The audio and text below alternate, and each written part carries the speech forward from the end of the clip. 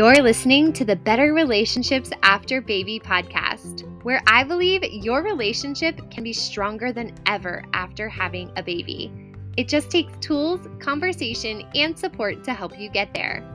I'm Chelsea Skaggs, certified life and relationship coach, mom of two, and survivor and thriver of tough relationship challenges after babies.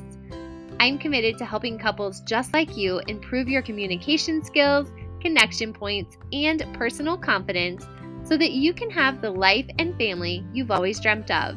Now, let's get to today's episode. Have you ever felt like you and your partner just see the world differently? Have you ever wondered how they could have a certain preference or priority than what feels natural to you? Well, the reality is you do. Oftentimes, you have different drivers and needs and core beliefs, and that can be traced to a number of factors, all of which I think are worth exploring as you grow your life together and you continue to know who you were and who you are at your core, like before the world told you who to be. That's one of my favorite things to think about is like, who am I inside and naturally before I picked up on all these outside expectations? But then also simultaneously, who am I becoming through all the changes and transitions of my life? And one of the tools that I use with my clients to gain insight on this, to get insight on their thoughts and their actions and their feelings, is the Enneagram. I was first introduced to the Enneagram as a college student, and I took it on like a religion, like it was black, white, yes, no, almost like, like a magic 8-ball or an obsession with astrology. And I love all of those things. I love astrology. I love learning about it. I love knowing what my horoscope is and what's going on in the different seasons. I love things like personality typings and really understanding a piece of yourself through the framework of kind of a sociological experiment, I think, when it comes to a lot of these personality testings. And I just love thinking about all the things that make us human and how there are these things that seem to be true about us throughout our lives and things that seem to change about us.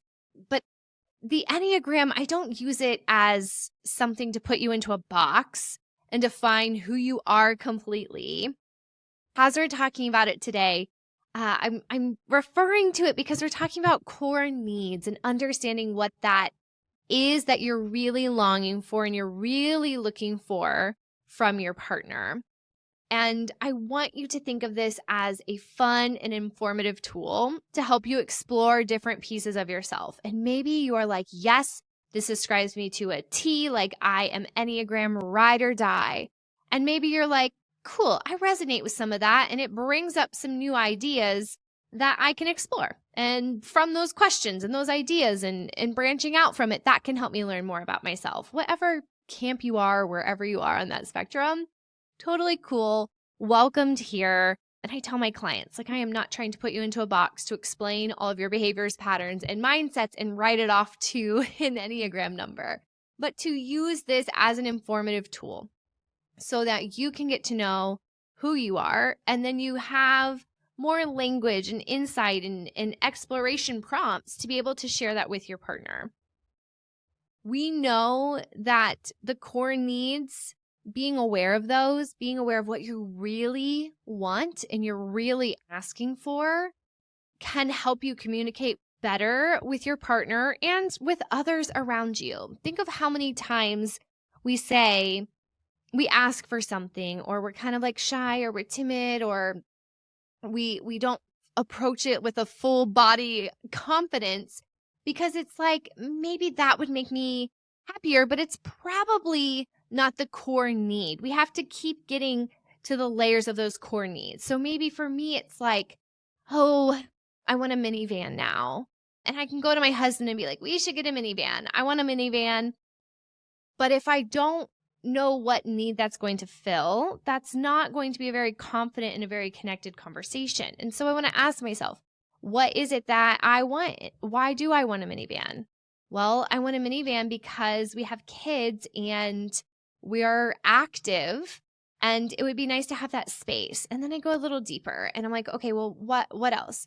I want a minivan because I want to always be able to say yes to my kids' friends riding home with us from the ball game or stopping at the ice cream shop.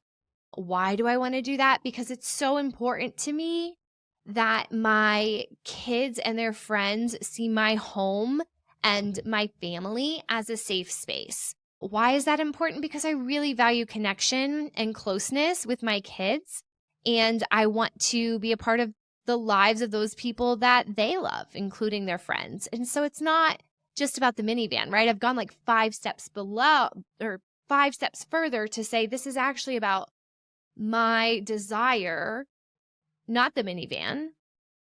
I want the minivan because it is a catalyst to something else, and that something else feels more powerful. It feels more aligned with my family values in a way that I can communicate it with my husband. I want the minivan because I want to be connected to the people that are important to my children's lives, and that includes their friends. And that means I want to be the space where they can ride home or they can stop at the ice cream shop with us. So I know that that was very much not like a romantic relationship example, but I give that to you as an example of how we peel back the layers and we get to what we really want. And when we do that, we're able to have stronger convictions. We're able to have more confidence. We're able to more clearly communicate, because I could say to my husband, I want a minivan. And he's like, well, we only have 2 kids. Our 4-door sedan is fine. You know, he might think that I'm trying to keep up with the sports moms, or that, you know, I don't know, want to carry the groceries in. But when I'm able to say this is because, and it's layers deep and it's closer to the core need, the actual desire like of my heart, he's going to understand better, and we're going to more likely be on the same page about, okay, well, how do we save for a minivan? What do we need to do? What steps do we need to take? How do we prepare to sell our car? And so that example hopefully gets you thinking as we work through these Enneagram types and we talk about that core. This is like your human need, your connection need, your relationship need. There's probably a lot of ways that you've presented this, but there maybe a few layers removed from the deep essence of the core. And so in working to figure out more of that core need, you're going to be able to communicate with your partner what you really need. And sometimes it's not about how it happens, but it's about finding ways to meet that core need. So now that I've hopefully set the stage for you, I want this to be a tool that you walk away from this podcast. Hopefully you also share it with your partner and you say, hey, babe, I want us both to listen to this episode, and then we're going to talk about it Saturday at 6 a.m. before the kids wake up. If you're an early bird, or maybe it's 10 p.m. after the kids go to sleep. But you make a time to talk about it, because this is going to give you language and connection and conversation pieces for your relationship. And this is really important because life is changing. Whether you are expecting a baby right now, whether you are knee deep in the newborn days, or whether you're, a couple to 5-6 years out, early parenthood throws a lot of changes our way, and a lot of changes to like our identity, to who we are and how we present that and communicate that with the world. So being clear about your needs is going to make a world of difference in your relationship. So I'm going to give you a brief overview of the Enneagram types and their core needs, particularly focusing on how these might play out in your relationship. Now, these explanations are very general, so please don't take them as gospel and blast me on the internet for not being accurate. These are general overviews with an example that may or may not be true for you, but hopefully it prompts you to think of something that is true and relevant for your life. So our number ones, type ones, are called the perfectionist. And in general, their core need is integrity in doing things right in relationships. This person might become frustrated if things aren't done the right, I'm doing air quotes here, right way. And this can sometimes come off as criticism. Remember, right, air quotes, is subjective. Number 2 is the helper. Their core need is being loved and needed in relationships. They give and give. They feel good about their purpose and being needed by other people, but they also need to feel appreciated. And so the helpers are going to go out of their way to give and to be needed, but they also need to communicate to their partners that this has to be reciprocal, that's something that they're craving, to be appreciated. Number 3, the achiever.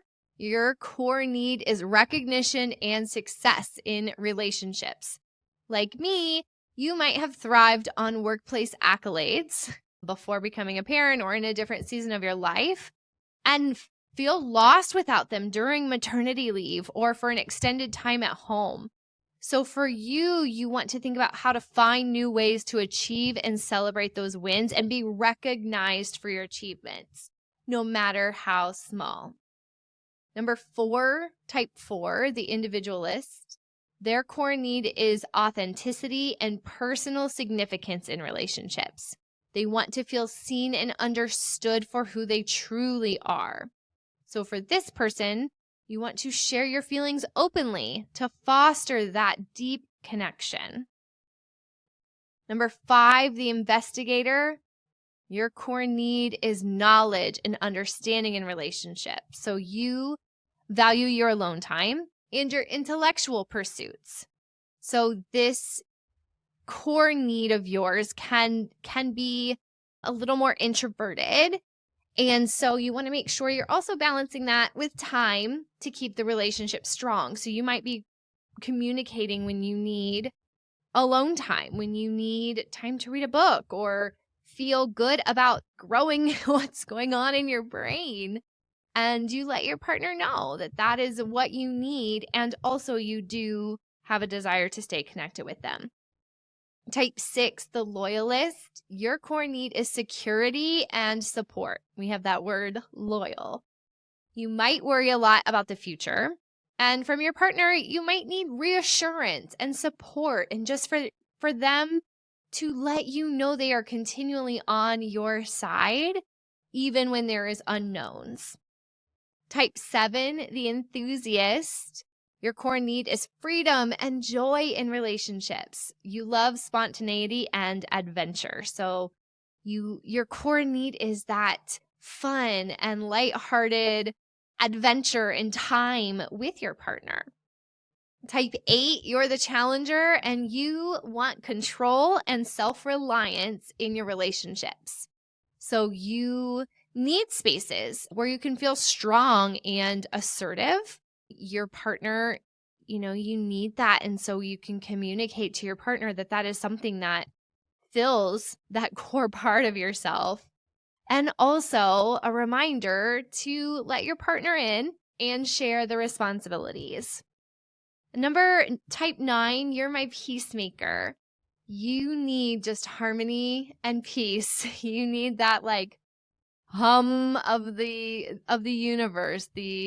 You avoid conflict, sometimes even at your own expense. And so you might need that support to voice your needs and opinions and know that it's going to be safe to do so. Know that it's not going to shatter your relationship. So you need that safety from your partner in order to pursue that. So how do you identify hopefully listening to that just gave you the opportunity to figure out where you resonate, to figure out what is maybe explaining a gap or an area you felt tension or frustration. But here's a couple other exercises to help you out. Number 1 is reflective journaling. So just grab a journal, or if you don't have that, grab some printer paper. Like, this does not have to be fancy. You don't need to go to Amazon and buy a brand new journal just so that you can start this. I mean, if that feels good and aligned with you, then go for it. But just taking 10 minutes a day to write about moments when you feel deeply fulfilled and connected. Okay. So making this log almost, you've done feeding logs and sleep logs for your baby. Okay, now it's time to do one for you. Make a log of when you feel fulfilled and connected. What is happening? What were the circumstances? What needs were being met? This is going to help you see whether it's even inside the confines here of the Enneagram or whether it feels completely out of that.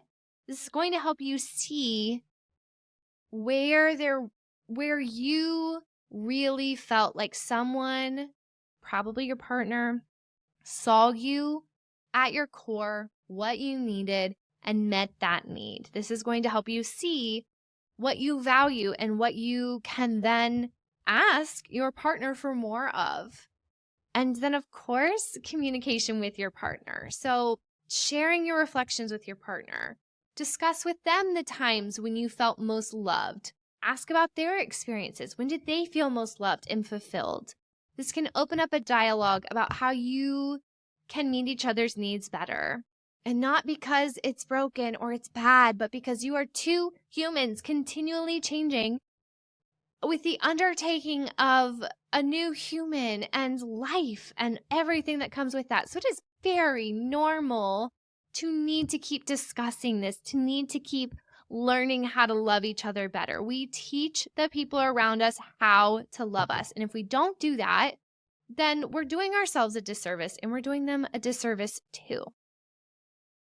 I kind of talked about these already when talking about the types, but this came to mind for me because I had a client of mine recently, and I'm working with her and her husband, and we did these different personality tests. But one thing she identified with the Enneagram was that she does have that strong desire to do things the right way. Not so much about being right about everything, but doing things in a way that is effective and makes the most sense. But what we realized in our time working together is this had led her to be critical of how her partner does things differently. And she's not trying to be mean, but she has this lens that she sees the world through. And he's feeling criticized. He's feeling defensive. This is causing a disconnect and some distance between them. She's feeling unheard in her way of knowing how to do something. And now that we identified this, we get to work on it, right? We get to take those pieces and put them back together in a way that makes sense for them through practicing conversations, through the way I'm giving them their next steps for introspection. They are now able to work on knowing what truly needs to be done a certain way and what is a preference and where they can loosen the grip and they can let one another have their individuality and where the teamwork and the collaboration really make the most sense. And for me, as a type 3, recognizing my need for achievement was truly a game changer when I was in the throes of just feeling honestly like unfulfilled and lacking purpose as a new mom. Not because I didn't love my baby. I was obsessed with my baby. He brought me so much joy. I was so happy to be a mom, but there was still a type of unfulfillment that I experienced. Being home, being a mom, it felt unrewarding in a lot of ways. And I realized that prior to that, I had thrived on workplace recognition. I would bust my ass to get the praise and the recognition in front of my coworkers or some kind of leadership position. Like, that was so important to me. And as an at-home parent, I felt lost without those accolades.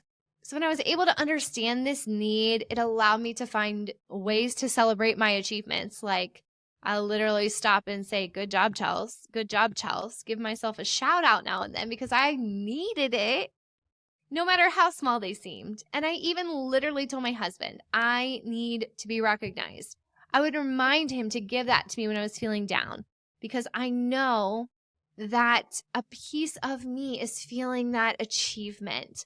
And we all get that experience in different ways. So again, this is where kind of that self-reflection and inner work comes to play because we get to know who we are, what we need, and how we communicate that to those around us. Identifying your core need is not a one-time task. We're not like, all right, wipe my hands clean of that. I listened to that podcast. I identified it and check box done, put it on my gravestone. This is an ongoing journey. It is about continually peeling back those layers and then communicating openly with your partner. And you'll find that not only do you get closer to understanding yourself, but you also teach your partner how to love you well through life's changes. And for most partners, the ones who want to show up, the ones who really do want to be good partners, they are so happy when you teach them how you are loved well. And this obviously can be the flip side. You get to invite your partner to teach you how to love them really well so that you're not wasting your time and your energy trying to connect in ways that don't fill your buckets, but you're able to learn how to love each other well. The Enneagram is a tool that I use with my coaching clients. It comes up in a lot of my workshops, a lot of the work that I do in general. And if you want to learn more about yourself and use the Enneagram and other techniques and personality tests and my entire coaching process to improve your life and relationship, but maybe you don't want to do it alone, reach out to me about coaching, okay? It is a life-changing experience to work with someone who is trained to create space for you, to provide thoughtful questions, to not tell you what to do next, but to help you find and trust and follow your own voice. I truly believe that 3 to 6 months together can change your life in this season, but it also has a major impact on the way you think and feel and act and communicate and see yourself in the world forevermore.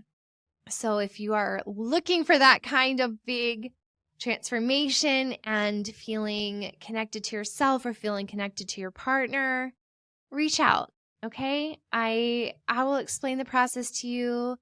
I will let you know what it would look like and help you decide if it is the right fit for you right now. But if you enjoyed this episode, I would be so grateful if you take a minute to help spread the word. As a small business owner, shares and reviews go a long way. So share this episode with a friend, share it on your social media, and please leave a review if you haven't done so. This helps these messages get to more mamas, and you guys, that's how we change the world.